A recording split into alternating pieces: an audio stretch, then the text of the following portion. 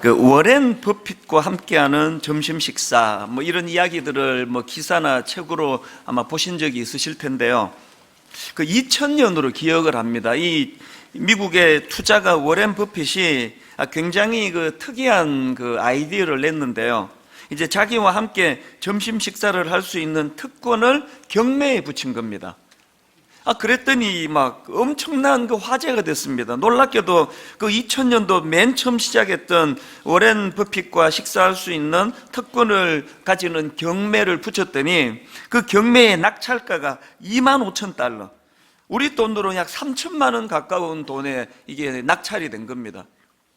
아니, 어느 정신 나간 사람이 그 밥 한 끼 먹는데 3천만 원이라는 돈을 투자했나? 이런 그 화제가 일어난 그 일이었는데요. 그리고 이제 2000년도부터 매년마다 이제 워렌 버핏과의 점심 식사를 위한 이 경매가 이제 낙찰에 붙여졌는데 점점 이 낙찰가가 올라가는 겁니다. 그래서 제가 이 설교를 준비하면서 궁금해서 인터넷 검색을 해보니까요. 올해 2019년도에 이런 기사가 떴더라고요. 올해는요, 그 낙찰가가 무려 456만 달러. 우리 돈으로 54억 원의 낙찰을 받았다는 기사를 봤습니다. 뭐 분당 우리 교회 성도님들은 스케일이 얼마나 크신지 밥 한 끼 54억 냈다 그래도 뭐 웃고만은 여러분의 스케일이 놀랄 뿐이에요. 이건 뭐 이게 이 밥 한 끼 먹는데 54억 원을 내고 식사를 한다. 이것도 정말 뭐 우리 머리로는 이해가 잘 안 되는데요. 제가 더 놀란 게 뭐냐 하면은 이 워렌 버핏과 함께하는 점심 식사라는 그 책의 그 소개글을 보니까 더 놀라운 내용이 있었습니다. 그 자리에는 오마하의 현인 워렌 버핏의 삶의 철학과 투자 철학이 조촐한 식사와 함께 제공된다. 그리고 그 다음 제가 놀란 게 그 다음이에요. 약 3시간에 걸쳐 워렌 버핏과 점심 식사를 했던 사람들은 아무도 자신이 낸 점심값을 아까워하지 않는다. 이 올해를 예로 들어 설명을 하자면 밥 한 끼 먹겠다고 54억 원을 투자했는데 이 지혜로운 워렌 버핏과 한 3시간 대화를 나누고 났더니 그 돈이 하나도 안 아깝더라. 그래서 저는 뭐 이런 글들을 읽으면서요, 그 워렌 버핏뿐만이 아니고 그 한 분야의 대가를 만난다는 것이 가지는 의미가 우리 생각을 뛰어넘는 이 어마어마한 일이라는 것입니다. 제가 분당 우리 교회 담임 목사로서 누리는 혜택 중에 하나가, 그래서 저는 마음만 먹으면 각 분야의 전문가들을 만날 수 있는 그런 특권을 저는 너무 감사하게 생각하거든요. 어떨 땐 제가 연락을 해서 좀 만나고 싶다고 해서 찾아가기도 하고, 어떨 때는 또 그런 분들이 오시기도 하는데요. 제가 그런 한 분야의 전문가 대가라는 분들하고 대화할 때는 저는 최대한 말을 아낍니다. 그 아까운 시간을 쓸데없이 내가 말해가지고 그 시간을 허비할 이유가 없지 않습니까? 할 수 있는 대로 저는 말을 아끼고 그 대신에 많은 질문을 생각해서 막 계속 질문을 던집니다. 저는 청년의 나이인 제 아들과 딸을 위시해서 오늘 우리 교회 수많은 청년들에게 항상 그런 권면을 해요. 젊은 시절에 할 수 있는 대로 그 분야의 전문가, 그 분야의 대가라는 사람을 찾아서 만나라. 그런 전문가와 1시간 대화가 네 인생을 바꾸어 놓을지도 모른다. 이게 워렌 버핏과의 점심 식사가 주는 그 굉장히 중요한 교훈인데요. 근데 문제는 워렌 버핏을 만나고 싶은데 우리는 54억 원이 없습니다. 그거 어떻게 해야 되죠? 비결을 제가 가르쳐 드릴게요. 간단한 비결이 있습니다. 54억 원을 모으지 않아도요, 워렌 버핏이라는 그 대가의 생각과 철학과 정신을 다 전수받을 수 있는데 그분이 쓴 책을 읽는 거예요. 한 돈 많은 혹은 뭐 한 1, 2만 원만 투자하면 되는 거거든요. 막 직접 안 만나도요, 그분이 쓴 책을 몇 권만 읽어보면은 그 정신이 다 녹아있는 게 책이에요. 이런 점에서 저는 청년주의를 맞은 오늘 우리 청년들에게 내가 정말 눈물로 호소하고 싶습니다. 오늘 이 시대 청년들이 당하는 유혹이 막 성적인 유혹 이런 게 엄청나지만 저는 가장 무서운 유혹이 스마트폰의 유혹이라 생각합니다. 우리 아이들 손에 들려있는 이 스마트폰이 영상을 제공하는 거에서 막 크기도 점점 커지고 이제는 막 펼치기까지 하는데 저는 이게 우리 아이들을 다 죽이는 거라 생각해요. 저는 제가 1961년생인 것이 너무나 감사해요. 우리 자랄 때는 그런 거 없었거든요. 핸드폰이 어디 있습니까? 인터넷이 어디 있습니까? 영상이라고는 삼류 극장에 가가지고 뭐 한 몇 달에 한 번 영화 보고 오는 거 외에는, 그리고 흑백 TV 보는 거 말고는 영상이 없었습니다. 그러니까 책을 읽었죠, 책을. 우리 시대 때는요, 책 안 읽으면 인간 추교도 안 들어갔습니다. 좀 과장하면. 그래서 우리 다 기억하실 거예요, 제 또래 분들은. 미팅하러 여학생 만나러 가면서도 헤르만해서 책을 끼고 갔습니다. 그때 웃기잖아요. 보면은 하나도 안 읽었는데. 그때는 책을 읽어야 이게 교양인이고, 책을 읽어야 사람 구실한다는 생각이 너무나 강했던 그 시대를 저는 살았기 때문에 너무 감사하게 생각합니다. 지금 우리 아이들은요, 책 읽을 겨를이 없어요. 예전에는 전철 타보면은 열에 한 두세 명은 책을 읽고 있었는데요, 하다못해 스포츠 신문이라도 읽고 있었는데, 지금은 다 스마트폰. 내가 도대체 얘들은 뭘 그렇게 열심히 해서 보나 그러고 들어가 보면 다 드라마예요. 영화, 아니면 이제 스포츠. 과감하게 우리 아이들 손에서 핸드폰이 내려지고 그 손에 책이 들려지기를 바랍니다. 책 한 권 잘 골라 읽으면요, 54억 원을 들여야지 만날 수 있는 만남의 축복을 책 한 권에서 누리는 겁니다. 저는 옛날부터 책값은 아끼지 않습니다. 책을 읽다가 한 줄만 발견하면 전 책값 했다고 믿는 사람이거든요. 똑같은 논리로 예수 믿으신다면 여러분 손에 성경이 들려주세요. 성경이. 진짜 성경 읽으셔야 됩니다.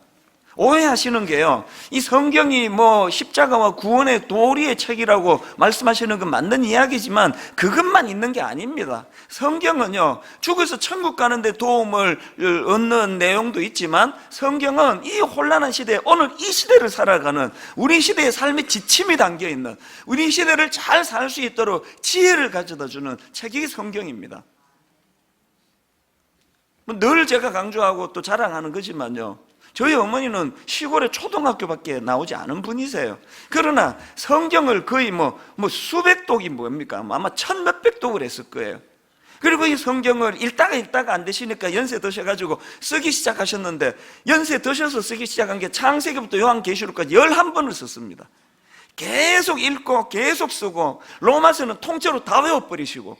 그러니까요, 교육학 박사님 이상으로 그렇게 저희들을 키우셨다는 게 요즘 시간이 갈수록 제가 머리가 숙여지는 거거든요.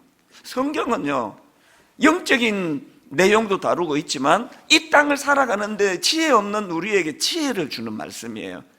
저는 우리 청년들 손에 정말 성경이 들려지기를 바랍니다. 오늘 본문의 말씀도 마찬가지입니다. 저는 목사로서 특권이요, 여러분들보다도 본문을 한 두석 주, 많을 때는 한두 달 전에 택하지 않습니까? 그러면 그 본문을 집중적으로 묵상하거든요. 새벽마다 읽거든요. 이게 오늘 저를 얼마나 윤택하게 만드는지 모릅니다. 원래 저는 지혜가 없는 사람인데요, 점점 그 지혜가 생겨나는 게 느껴집니다. 저는 원래가 굉장히 성격이 급하고 다혈질이고 욱하는 성격이 있어가지고 많이 미숙한 사람인데, 어느 순간에 욱하는 게 점점 없어지는 게 느껴지는, 그 모든 게 다 세상을 살아가는 지혜인 성경에서 나오는 거거든요. 오늘도 우리 청년들을 위해서 무슨 말씀으로 권면할까 하다가 이제 오늘 본문 디모데후서 2장 22절을 그렇게 발견하고 이 구절을 계속 묵상을 하는 가운데 지난 한 주 내내 얼마나 저한테 윤택한 그런 은혜가 넘쳤는지 모릅니다. 오늘 우리 청년주의를 맞은 이 시간에 우리 청년들에게 디모데후서 2장 22절 말씀을 정말 선물로 다 드리고 싶어요. 이걸 다 이렇게 예쁜 판에 새겨서 나눠주고 싶습니다. 청년의 때 보니까 이게 두 가지를 강조하는데, 하나는 피하고 하나는 따라야 된다. 자, 디모데후서 2장 22절을 보십시오. 또한 너는 청년의 정욕을 피하고, 그 젊음의 때에 피해야 될 게 하나 있습니다. 그 다음에 또 보니까 주를 깨끗한 마음으로 부르는 자들과 함께 의와 믿음과 사랑과 평을 따르라. 그 피해야 될 게 있고 따라야 될 게 있고, 이 말씀을 이제 좀 오늘 나누고 싶은데요. 자, 첫 번째로 피해야 할 게 하나 있대네요. 그게 뭐냐? 청년의 정욕을 피하라는 겁니다. LAB 그 주석이라는 책이 있는데 그 책에 보니까요, 이 정욕이라는 게 이 성적인 정욕만을 말하는 게 아니더라고요. 여기 나오는 청년의 정욕을 이렇게 설명합니다. 여기 나오는 청년의 정욕이란 성적인 것뿐만 아니라 젊은이들에게 특징적으로 보이는 나머지 다른 정열들도 해당된다. 그러면서 이제 이런 항목들을 쭉 열거합니다. 조바심, 논쟁적인 태도, 편애, 이기주의, 관용을 베푸지 않음, 이런 것들이 다 청년의 정욕의 카테고리에 들어있다는 거예요.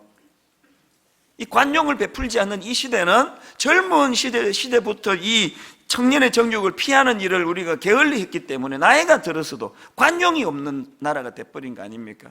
이게 청년의 정욕이라는 겁니다. 이게 우리가 피해야 되는 거라는 거예요. 존 스토트 목사님의 책에서도 또 비슷한 설명을 하는 걸 봤는데요. 내용을 들어보세요. 이것이 성적 욕구에 대한 언급으로만 이해되어야 할 것이 아니라 자기 주장이나 방종, 이기적인 야망, 완고한 고집, 오만, 그리고 그 다음에 이제 이것들을 다 통틀어서 한마디로 마음에 확 꽂히는 게 있었습니다. 뭐가 청년의 정욕이냐? 청년 시절의 모든 제멋대로의 충동들, 이게 청년의 정욕이라는 겁니다. 여러분 그 사무엘하 11장에 보면은 모든 제멋대로의 충동들을 제어하지 못해가지고 부끄러운 수치의 자리에 빠진 인물이 바로 다윗 왕 아닙니까? 오늘 본문에서 너는 청년의 정욕을 피하고 할 때 이 피하다라는 단어는요, 도망하다, 탈출하다라는 아주 적극적인 의미예요. 너는 청년의 정욕을 피하고가 머릿속으로 그냥 뭐 피하는 게 좋을 텐데 이게 아니에요. 도망가는 거예요. 그 자리를 탈출하는 거예요. 사무엘하 11장에서의 그 다윗 왕이 이걸 놓쳐서 너무 부끄러운 수치의 자리에 오점을 남기게 된 거 아닙니까? 사무엘하 11장의 내용 여러분 다 아시죠? 어느 날 다윗이 옥상을 어실렁어실렁 거닐다가 목욕하는 여자를 보고 성적인 충동이 생겨가지고 그 유부녀를 그냥 임신을 시키고 또 그 남편을 음모로 꾸며 죽이고, 이런 일생에 지워지지 않은 오점을 남기는 그런 부끄러운 기록이 사무엘하 11장에 있는데요. 제가 갖고 있는 성경은 이제 이런 대목마다 이제 그 의미를 부여해주는 좀 값이 나가는 성경입니다. 그 이 성경에, 제가 가진 성경에서 이제 이 다윗의 사건을 짧게요, 왜 그가 이런 부끄러운 자리에 빠졌나, 그걸 세 가지로 분석한 걸 제가 읽었습니다. 다윗이 왜 넘어졌냐 하니까요, 첫째, 있어야 할 자리에 있지 않아서 그렇다는 겁니다. 그 당시 다윗은 부하들과 전쟁터에 막사에 있어야 했는데 엉뚱한데 옥상을 거닐고 있었다. 이게 부끄러운 자리에 빠지게 된 첫 번째고요. 두 번째 이유가 뭐냐? 게으름을 피웠다. 설명이 이렇습니다. 전쟁 중에 다윗은 할 일 없이 왕궁의 지붕 위를 한가롭게 산책하고 있었다. 한가롭게 산책하는 거기에 게으름을 피웠다는 요소가 들어가서 이렇게 돼버렸다. 그리고 제가 주목한 건 마지막 세 번째가 제일 강렬한 이유예요. 왜 그가 성적인 죄에 빠지게 되었나? 유혹의 자리에 계속 머물러 있었기 때문이라는 겁니다. 여인이 목욕하는 모습이 보이는 장소에 계속 서서 바라보고 있었다. 이게 오늘 제가 말씀드렸던 본문 22절에서 권면하는 너는 청년의 정욕을 피하다라는 단어가 뭐라 그랬죠? 도망하다예요. 탈출하다예요. 옥상에서 의도하지 않았지만 어떤 여성의 목욕하는 것을 봤습니다. 남자들은 대부분이 시각이 약한 존재예요. 그러면 어떻게 해야 돼요? 탈출을 해야죠. 옥상을 빨리 벗어나야죠. 그 생각이 자기를 사로잡지 못하도록 빨리 벗어나서, 그렇게 하고 자기도 목욕하고 잠자리에 들어갔으면 얼마나 좋았겠습니까? 이 경고의 말씀이 해당되는 분이 많으실걸요? 지금 탈출해야 되는데 아직 다행히 지금 덫에 걸리진 않은 상태인데, 이게 지금 그 위험에 왔다 갔다 하는 분들이 이 자리에 계시다면요, 하나님이 여러분을 사랑하셔서 주시는 말씀으로 받으셔야 돼요. 벗어나야 돼요. 도망가야 돼요. 탈출해야 됩니다. 이렇게 다윗 왕이 유혹의 자리에 계속 머물러 있어서 망하게 된 케이스라면요, 이런 점에서 존경하는 인물은 요셉이에요. 요셉도 똑같이 이 여성의 유혹을 받는데요, 사실은 다윗은 자기가 자초한 겁니다.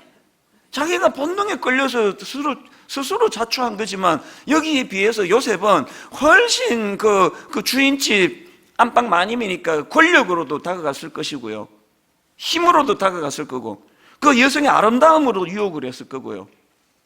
그 유혹을 요셉이 어떻게 이겨냅니까? 창세기 39장 10절부터 보십시오.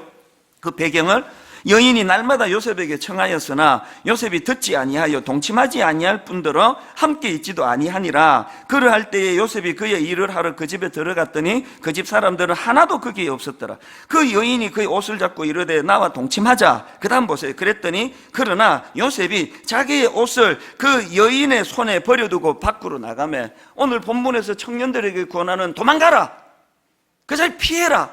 이 요셉이 딱 이게 모범 답안으로 보여준 거 아닙니까? 요셉이요, 자기는 거룩하다고, 난 이런 유혹에 안 넘어가, 나는 하나님의 아들이야 그러면서 막 그날 뭐 그 아줌마를 붙들고, 아줌마 정신 차리세요. 뭐 훈계하고 이런 거 없었습니다. 막 거의 막 그냥 막 혼비백산이 돼가지고 막 옷을 벗기니까 옷을 막 그냥 벗겨 두고라도 도망가는 거예요. 이게 요셉이 보여주는 모범 답안이에요. 그럼 뭐 훈계하려고 그러지도 말고요, 관여도 하지 말고요, 얼씬만 하면 아예 피해버리는 거예요. 도망가는 거예요. 예전에 제가 한번 이 이야기를 들려드린 적이 있는데 뭐 기억하실지 모르겠습니다. 뭐 기억 거의 못하시리라고 저는 생각하는데요, 그 어떤 이야기였냐 하면, 어느 수도사가 이제 막 계속 단조로운 생활이 너무 지루해져 가지고 이제 막 자꾸 충동이 느껴진 거예요. 그래서 몰래 수도원을 빠져나가가지고 그 음란한 공연이 벌어지는 극장으로 간 겁니다. 극장에 가가지고 앉아 있으니까 막 상상을 초월하는 음란하고 저질스럽고 야한 이 공연이 펼쳐지는 거예요. 그래서 막 이 순진한 수도사가 너무 놀라가지고 막 계속 사탄아 물러가라, 사탄아 물러가라 막 계속 그렇게 선포하면서 공연을 보고 있으니까 사탄이 열받아가지고 여기는 내 구역인데 네가 가야지 왜 나보고 가라 그러느냐고. 그 밥도 처음 듣는 것처럼 웃잖아요. 난 여러분이 너무 좋아요. 이게 오늘 우리 청년들에게 권하는 피하고예요. 그 음란한 자리에서 사탄은 물러가라 그럴 필요 없습니다. 자기가 도망가면 돼요. 그 자리를 떠나면 되거든요. 습기가 있는 곳에 곰팡이가 엄습하기 때문에요, 곰팡이 탓할 필요 없습니다. 습기 제거하면 돼요. 물걸레질 한 번만 하면 곰팡이 다시 안 씁니다. 거기에 제가 뭐 우리 교회 성도님들은 뭐 귀가 따갑도록 들은 이야기 아닙니까? 저는 여성도랑 1대1로 식사를 해본 적이 단 한 번도 없습니다. 그 왜 여성도랑 그 식사를 왜 해야 됩니까? 그리고 뭐 차도 같이 안 타요, 어지간하면은. 그리고 뭐 상담해야 되면은요, CCTV가 있는 데서 하거나 아니면은 방음이 안 되는 데서 하거나, 언제든지 내가 뛰쳐나갈 수 있는. 이건 농담이고요. 그 상대방이 보디발의 아내다, 이 나 유혹한다 이래서가 아니고요, 그분이나 저나 우리는 죄성을 가지고 피차 스스로를 믿을 수 없습니다. 이게 전제예요. 그 전제를 가지고 접근하는 거 아닙니까? 그래서 이 이야기도 전에 뭐 해드렸는데요, 또 처음 들은 것처럼 들으시리라고 기대하면서, 저는 여성도들 우리 순장반, 여순장반 모임할 때 정기적으로 그런 이야기를 했거든요. 담임 목사랑 너무 친하려고 그러지 마라, 담임 목사한테 자꾸 다가오지 마라, 다가올 이유가 없다. 이걸 계속 했더니 한 번은 그 여순장님이 그때 다혈질인가 봐요. 엄청 열받았어요. 계속 그런 이야기를. 그래서 막 이런 이야기를 하니까 저기서 큰 소리로, 목사님 우리도 눈 높습니다. 그래가지고 막 엄청 내가 그때 놀라운 깨달음을 알았죠. 이미 주께서 내 외모를 통해 예방 조치를 다 해두셨는데 내가 이게 필요 없이 너무 과민하게 이렇게 애를 썼구나. 그리고 내 실험을 해보니까 주님의 예방 조치가 확실해요. 모든 여성도들이 우리 눈 높습니다 그래가지고 요새 좀 방심하고 있는데요, 꺼진 불도 다시 보자예요. 꺼진 불도. 그게 오늘 본문에서 말하는 피하고예요. 피하고. 요셉에게 배우셔야 돼요. 거두절미하고 뭐 설득, 논리 없습니다. 피하는 거예요. 오늘 여러분 이 말씀을 통해 청년들 뿐만이 아니고 자기 아내 외에 어떤 직장에서, 심지어는 교회 안에서도 위험해. 교회 안에서도 성가대, 저렇게 선남 선녀가 아름다운 목소리로 계속 화음 내면서 노래하다 보면은 거기에 또 그 상대방에게 사단이 또 공격할 위험이 있기 때문에 성가 연습 끝나면 총알같이 집으로 가세요. 가을에 야외 예배 뭐 이런 거 그냥 각자 집에서 드리세요, 예배. 저희 교회는요, 이제 올 연말부터 중고등부, 대학부, 청년부 전 부서에 이제 매 연말마다 강조하기로 했습니다. 분당 우리 교회 내에 성추행 피해자 신고센터를 만들 예정이에요. 교회라고 방심하면 안 됩니다. 조금이라도 자기 선배가, 주일학교 선생님이, 심지어는 교역자가 이상하게 내게 말을 했습니다 하면 바로바로 연락을 하라고. 조심하는 수밖에 없습니다. 이게 우리가 수치의 자리에 빠지는 것을 막는 길이라는 이야기예요. 이게 오늘 첫 번째로 오는 본문이 젊은 시절부터 우리가 피해야 되는 것이 있다는 그의 의미고요. 그런가 하면 두 번째로 따라야 할 게 있대요. 의와 믿음과 사랑과 화평을 따라야 된대요. 본문 22절 다시 보십시오. 또한 너는 청년의 정욕을 피하고 주를 깨끗한 마음으로 부르는 자들과 함께 의와 믿음과 사랑과 화평을 따르라. 찰스 스윈돌 목사님이 쓴 책에 보니까 이 부분을 깔끔하게 정리한 글을 제가 봤는데요, 여기 나오는 의는 이렇게 설명합니다. 바깥을 향하여 다른 사람들을 공평하게 대하는 것이다. 이게 여기 나오는 의고요. 믿음은 뭐냐? 믿음은 위를 향하여 하나님을 신뢰하는 것이다. 또 사랑이 뭐냐? 사랑은 다른 사람들이 가장 잘 되기를 구하며 그들에게 은혜를 베푸는 것이다. 화평은 뭐냐? 화평은 위에 계신 하나님과 교제하며 그 안에서 안식할 때 누리는 내면의 평안, 이게 화평이라는 겁니다. 이런 관점으로 보니까 의와 믿음과 사랑과 화평은 신앙의 균형이에요. 전방위적으로 이런 것들을 어떻게 하라고요? 따라야 되네. 따라야 되네. 여기서 제가 강조하는 건 따르라예요. 또한 너는 청년의 정욕을 피하고 주를 깨끗한 마음으로 부르는 자들과 함께 의와 믿음과 사랑과 화평을 따르라. 여기 나오는 이 따르라는 단어는요, 이 공격적으로 쫓을 때 사용하는 단어예요. 제가 앞에서 피하다라는 단어가 도망가다, 탈출하다라는 그 강렬한 의미를 담은 단어라고 말씀드렸는데, 여기 나온 따르다도 마찬가지예요. 팔짱 끼고 앉아가지고 하면 좋지 이 정도는 이 단어가 아니에요. 여기 나오는 따르다라는 단어의 이미지를 제가 조금 도움을 드리자면요, 이 단어의 이미지는 이런 거예요. 사냥개가 먹잇감을 발견하고 전력 질주하는 상태, 이 이미지가 여기서 말하는 따르다예요. 여러분, 우리가 음란하고 악한 것들을 막으려고 전심을 다해서 도망가는 것도 열정이 필요하지만요, 선한 것을 추구할 때 더 열정적으로 그것을 사냥개가 먹잇감을 향해 돌진하는 그 열정으로 따라야 된다는 겁니다.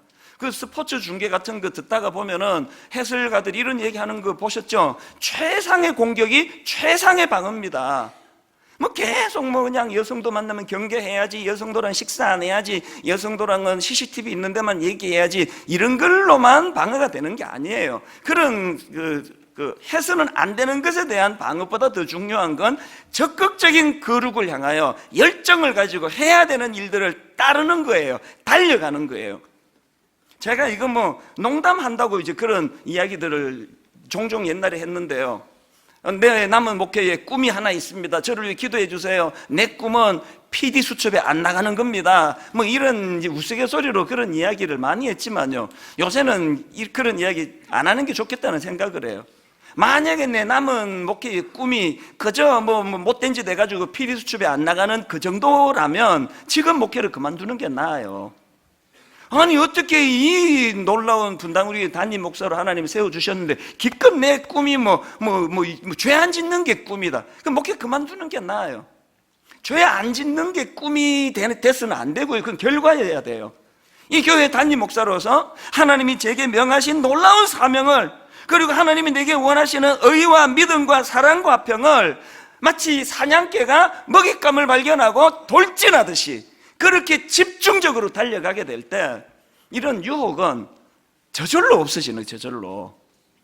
여러분 죄 안 지으려고 애쓰시기 바랍니다만 더 중요한 건 거룩을 향한 열망, 하나님이 우리에게 원하시는 사명을 향한 열망, 꿈을 가지고 사냥개가 먹잇감을 향해 돌진하듯이 여러분 인생에 하나님 주신 거룩을 향한 그런 열망을 회복하시기를 바랍니다.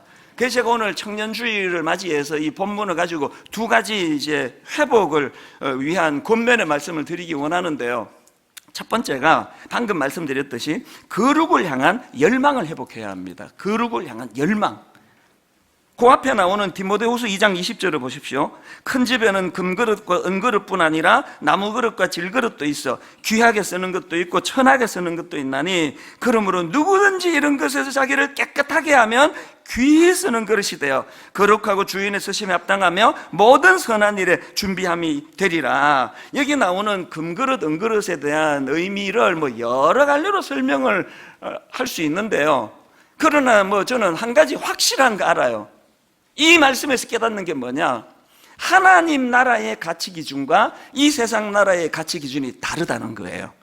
하나님 나라에서는 화려한 거, 교회로 치면 사람 많이 모인 거, 부자, 이런 것들이 굉장히 성공한 것처럼 가치를 부여하지만 하나님께서는 그런 기준이 아니라 거룩이에요. 거룩. 깨끗한 그릇을 나는 기뻐 사용하신다.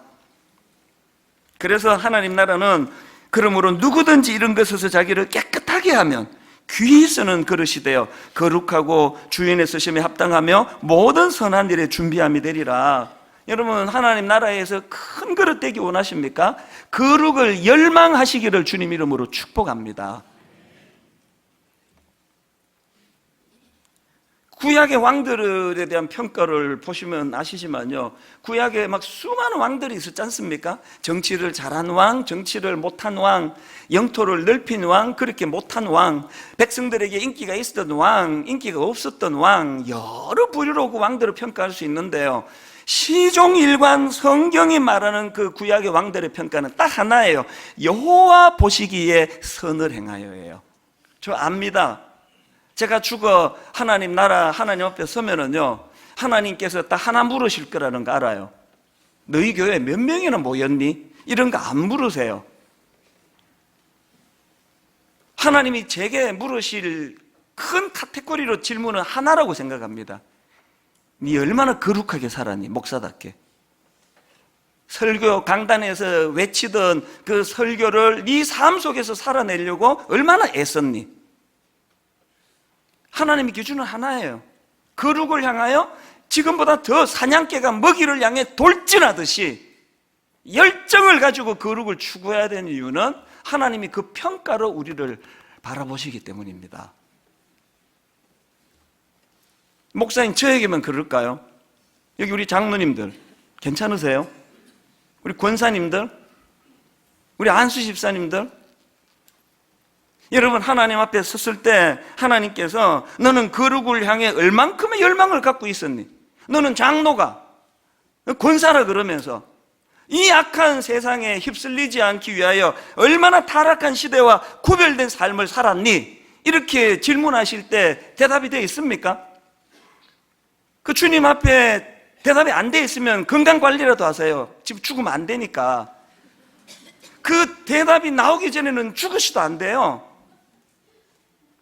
오늘 저와 여러분이 우리 다음 세대 청년들에게 보여줄 수 있는 가장 고귀한 모범이 있다면 우리 어른들이 거룩을 이렇게 열망했다, 거룩을 향하여 이렇게 몸부림을 쳤다, 이게 우리 자녀들에게 보여줄 수 있는 어머니와 아버지의 가장 소중한 모범이라고 저는 생각을 합니다. 그런가 하면 두 번째로 회복해야 될 게 하나 더 있는데요, 이 함께의 정신을 청년 시절부터 이 함께의 정신을 회복하라는 겁니다. 디모데후서 2장 22절을 다시 보십시오. 또한 너는 청년의 정욕을 피하고 주를 깨끗한 마음으로 부르는 자들과 어떻게 해요? 함께. 주를 깨끗한 마음으로 부르는 자들과 함께 의와 믿음과 사랑과 평을 따르라. 꼭 기억하세요. 기독교 공동체는 함께의 정신이에요. 나 혼자 쉬는 생활 아닙니다. 함께. 이게 안 되면 침체가 오는 겁니다. 여러분 아시지만 엘리야가 막 엄청난 일을 하고 850대 1로 그렇게 악한 것들과 싸워 이기고 있던 엘리야가 로뎀나무 밑에서 막 난 죽고 싶다고 막 자살 충동을 느끼는 절망적인 침체에 빠지거든요. 원인이 뭔지 아십니까? 열왕기상 19장 9절을 보세요. 엘리야가 그곳 굴에 들어가 거기서 머물더니 여호와의 말씀이 그에게 임하여 이르시되 엘리야야 네가 어찌하여 여기 있느냐? 그가 대답하되 내가 만군의 하나님 여호와께 열심히 유별하오니 이는 이스라엘 자손이 주의 언약을 버리고 주의 제단을 헐며 칼로 주의 선지자들을 죽였음이오며, 그 다음 보세요. 오직 나만 남았거늘 그들이 내 생명을 찾아 빼앗으려 하나이다. 하나님이 지금 침체에 빠진 엘리야의 원인을 정확하게 알고 계세요. 진단 내리시는 걸 보면 압니다. 어떤 진단을 내리시느냐? 18절을 보세요. 그러나 내가 이스라엘 가운데, 하나님 하시는 말씀이에요. 그러나 내가 이스라엘 가운데 7,000명을 남기리니 다 바알에게 무릎을 꿇지 아니하고 다 바알에게 입맞추지 아니한 자니라. 하나님의 침체에 빠진 엘리야에 대한 하나님의 대안이 뭐예요? 남겨진 7,000명을 찾으라는 거 아닙니까? 네 혼자 남았다 이런 소리 하지 말라는 거 아닙니까? 오늘 한국교회는 우리 스스로가 고립을 자초하는 거예요. 많은 분들이 자꾸 그런 이야기를 해요. 한국교회 썩었다고, 목사들이 썩었다고, 장로들이 썩었다고, 뭐 그런 말 하게끔 많은 요인을 제공한 것도 사실이지만 그 말은 사실은 뭐 옳기도 하지만 또 옳은 얘기 아닙니다. 뭐 저 같은 큰 교회 목사가 썩었다면 저는 부끄럽고 할 말이 없는데요. 제가 미국에 가보고 지방에 가보고 서울 가보면은요, 너무너무 열악한 그 지하 삼각교회, 조그마한 교회에서 썩은 게 뭡니까? 썩은 게 너무나 순수하게, 너무나 희생적으로 눈물을 머금고 달려가는 귀한 종들이 얼마나 많이 아직 남아있는지 아십니까? 저는 그 목사님들, 사모님들을 볼 때마다 울컥울컥 눈시울이 붉어진 적이 한두 번이 아니에요. 뭐 학원비는 고사하고 책 사줄 돈도 없는 그 열악한 상황에서 사모님들이 밤낮으로 자기가 돈 벌어가면서, 그러면서도 주의 일에 동참하는 그 기쁨을 가지고 한국교회 썩었다 이런 말 함부로 하지 마세요. 아직도 남아있는 7,000명을 응원하고 함께 손을 잡고 격려하고, 젊은 청년 시절부터 이 함께의 정신이에요. 여러분 그 영화 배우 하정우 씨라고 아시죠? 이분이 그 개념 있는 배우다 이런 평가를 듣는 그 배우 중에 하나인데요. 제가 이분이 쓴 걷는 사람 하정우라는 책을 읽었는데요. 그 책에 보니까 이 하정우 씨는 막 걷는 걸 엄청 좋아한대요. 그래서 보통 뭐 1만 보 그러면 막 건강에 최고라 그러는데 이분은 막 열받으면 하루에 막 3만 보씩 걷는데요. 그럼 54억에도 안 놀라는 여러분이 뭐 3만 보 갖고 뭐 놀랄 걸 기대한 내가 잘못이지. 3만 보를 막 걷고 이러는데요. 이분이 이제 그 동료 연예인들 한 10몇 명, 17명인가 더불어가지고 국토 그 횡단을 한 적이 있었답니다. 국토 대장정, 놀랍게도요, 서울에서 우리나라 땅끝이라는 해남까지 577km를 이제 걸어가지고 이제 국토 대장정을 갔는데, 그 하정우 씨가 막 이제 막 너무 기대감을 가지고요, 그 긴 시간 막 발이 부러터도록 이제 서울에서 해남까지 걷고 나면 막 엄청난 성취감이 생기고 막 회복이 일어나고 도전이 있고 막 그런 기대감을 가지고 이제 걸었대요, 국도대장정. 그래서 그 먼 해남 끝까지 갔는데 오히려 이분이요, 그 국도대장정을 하고 침체에 빠졌어요. 너무 아무 일도 안 일어나는 거예요. 그렇게 고생해가지고 해남 꿈에도 그리던 목적지 왔는데 아무런 일도 안 일어나는 겁니다. 그 글 내용을 좀 읽어드릴게요. 그랬는데 그 앞에 이제 막 이런 기대를 가지고 막 계속 내가 피곤한데도 내달렸는데, 그랬는데 수많은 소동과 사건 끝에 국토대장정을 마치고 뒤풀이를 하던 날, 이상하게도 나는 그저 무기력하고 허무했다. 그냥 그 여정이 너무나 피곤하게 느껴질 뿐이다. 주변 사람들은 막 통돼지 바비큐 하고 막 파티 열고 거기에 또 이게 자기가 주동했으니까 초대를 받아가지고 이러는데 하나도 기쁘지 않더래요. 그래가지고요, 막 도저히 안 돼가지고 점점 그 뒤풀이 하는데 의기소침해가지고 중간에 도망치도 혼자 집으로 도망가 버렸대요. 너무 허탈해가지고. 이 끝이 이거였나? 아무것도 없는데 이걸 위해 내가 이렇게 고생했나? 그랬는데 여러분, 그 다음 글을 한번 읽어드릴게요. 그 후 며칠간 꼬박 앓듯이 잤다. 밖에 나가지도 않고 태아처럼 웅크린 채 계속 잤다.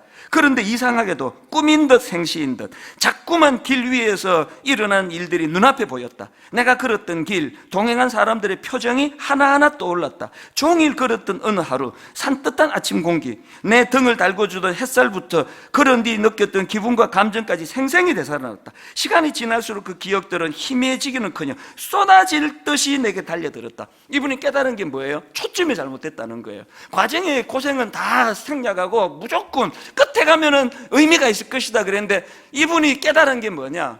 그게 아니더라는 거예요. 끝에 뭐가 있는 게 아니라 과정이 이게 행복한 거였구나. 그걸 자기 회복시켜 줬다는 거예요. 그 다음에 마지막으로 한번 들어보세요. 길 끝엔 아무것도 없었지만 길 위에서 우리가 쌓은 추억과 순간들은 내 몸과 마음에 달라붙어 일상까지 따라와 있었다. 그제야 깨달았다. 내가 길 끝에서 허무함을 느낀 건 어쩌면 당연한 것이라고. 걷기가 주는 선물은 길 끝에서 갑자기 주어지는 거창한 것이 아니었다. 나는 길 위에 매 순간이 좋았고 그 길 위에서 자주 웃었다. 여러분, 저는 이번에 책을 읽으면 영적인 원리도 똑같다고 생각합니다. 우리는 길끝이 허무하지 않아요. 우리는 길끝이 진짜 기쁨이고 소망이에요. 그럼에도 불구하고 공통점이 뭐예요? 하나님은 길끝만 소망하며 희생하며 예수 믿기를 원하지 않으세요. 만약에 그게 하나님의 뜻이라면요, 내가 예수 믿는 순간 바로 휴가 뿅, 그리고 천국 바로 보내주실 거예요. 예수 믿어도 왜 우리가 휴가 안 합니까? 하나님이 원하시는 건 과정의 즐거움이에요.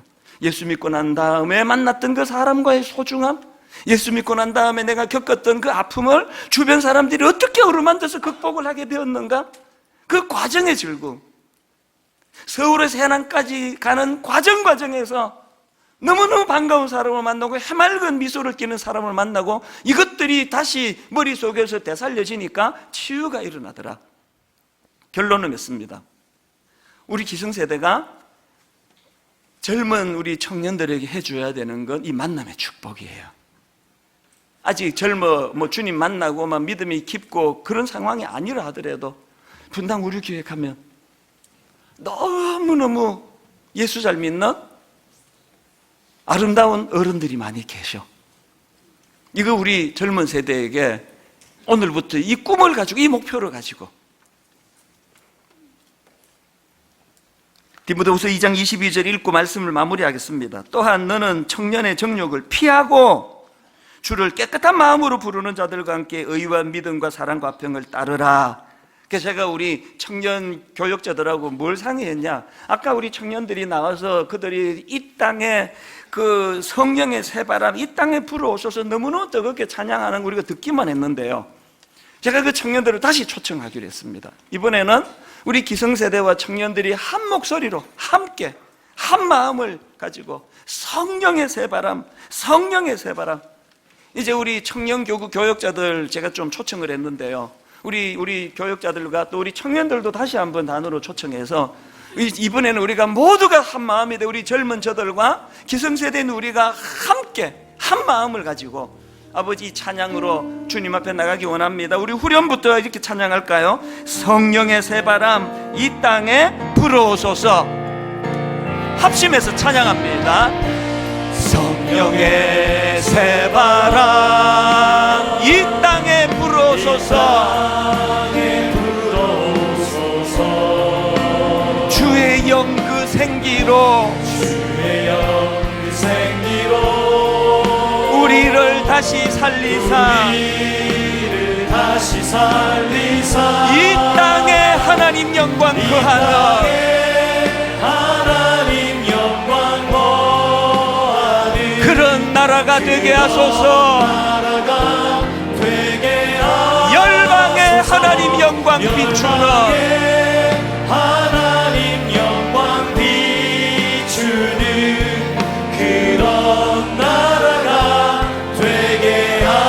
우리 시간 함께 한 목소리로 이 땅에 동과 서남과 북 가득한 죄악 용서하소서. 모든 우상들 무너지고 주님만 높이는 나라 되게 하소서. 이 땅에 지친 모든 영혼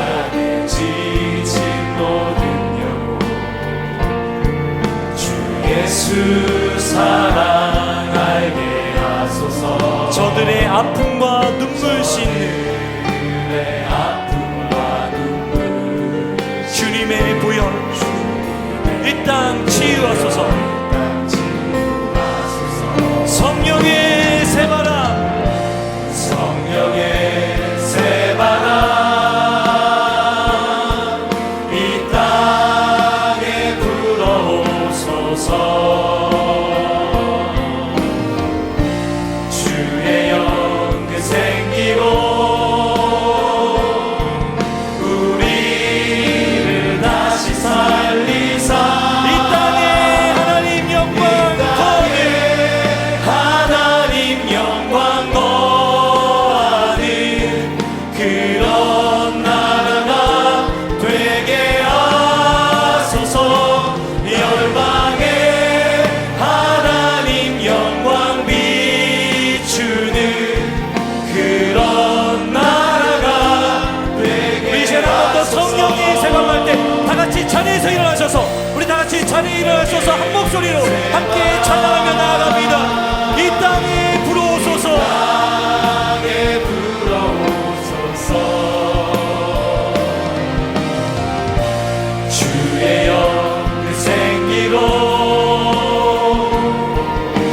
우리를 다시 살리사 이 땅에 하나님 영광 이 땅에 하나님 영광 거하는 그런 나라가 되게 하소서.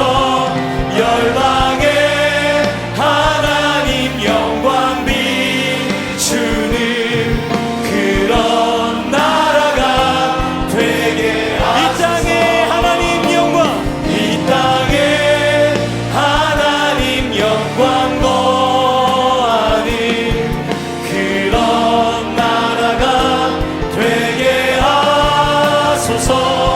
열방에 하나님 영광 비추는 그런 나라가 되게 하소서. 저희 청년들이 다음 세대의 희망이 되고 싶습니다. 이 세상에 악한 열망을 따르지 않고 하나님 나라 소망을 따라 살고 싶습니다. 저희 청년들을 위해 기도해 주세요. 오늘 이 청년의 외침에 우리가 반응하기 원합니다. 지금도 우리 수많은 청년들이 믿음을 지키기 위해 몸부림치며 살아가고 있습니다. 이렇게 기도합시다. 주님, 우리 청년들이 이 어두운 세상 가운데에 빛으로 등불이 되게 하여 주시옵소서. 이 세상의 문화에 휩쓸려가는 것이 아니라 이 시대를 거스르는 주의 거룩한 청년 되게 하여 주시옵소서. 이 교회가 우리 청년들이 건강하게 세워지도록 방주가 되도록 인도하여 주시옵소서. 주님을 크게 부르시고 함께 기도하겠습니다. 주여, 주여, 이 시대의 청년을 위하여 지금 하나님의 간절히 희망을 알려주시옵소서. 아버지 하나님, 주여 청년을 잡아주시고 이 시대의 청년들이 하나님 앞에 온전하게 설 수 있도록 주님을 붙잡아주시옵고 수많은 정의 가운데 아버지 주여 당신만 바라보며 이 세상의 기준이 아니라 오직 예수 그리스도의 그 소망을 붙들고 그 말씀을 붙들고 성경 하나만 믿고 나아갈 수 있는 우리 청년들 될 수 있도록 주여 주여 주시옵소서. 아버지 주여 행복하게 그 시간을 허락하여 나아갈 수 있도록 지금 삶 가운데 주님의 인생 가운데 그의 도유 주시옵소서.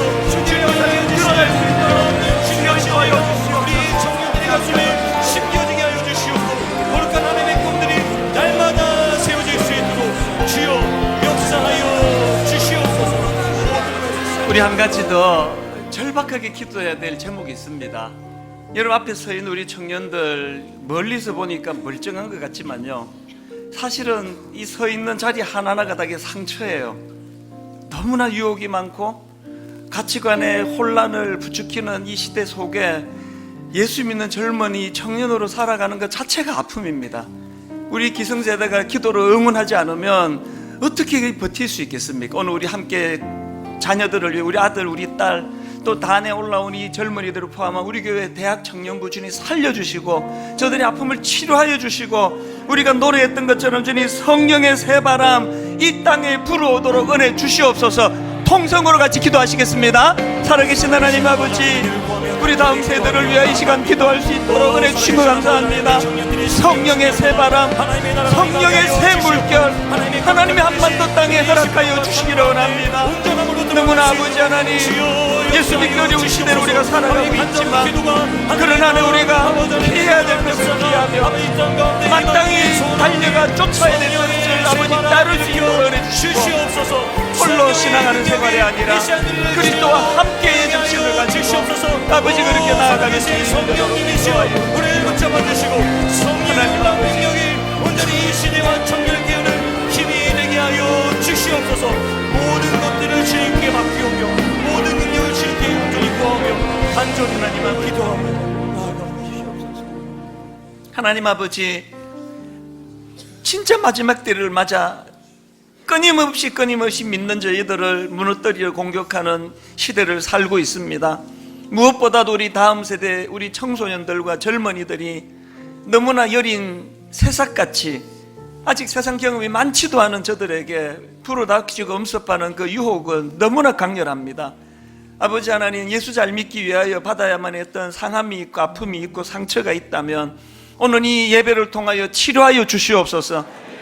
엘리야처럼 지치고 낙심해 로뎀나무 밑에 주저앉아 있는 우리 젊은이들이 있다면 주님 말씀해 주시기 원합니다. 분당 우리 교회에 7,000명의 아직도 주를 향하여 열정적으로 달려가는 동력자들이 있다고, 그들을 보고 달려가면 된다고 하나님 이 예배를 통하여 우리 청년들이 살아나는 기적 같은 역사를 허락하여 주시옵소서. 우리 대학부가, 우리 청년부가 이 교회 울타리 안에서 안전히 보호를 받으며 그렇게 피할 것을 피하면서 또 마땅히 달려갈 것들을 향하여, 거룩을 향하여 마치 사냥개가 먹잇감을 향해 돌진하는 그 열정을 가지고 거룩을 향하여 달려나가는 믿음의 아들, 딸 되게 하여 주시옵소서.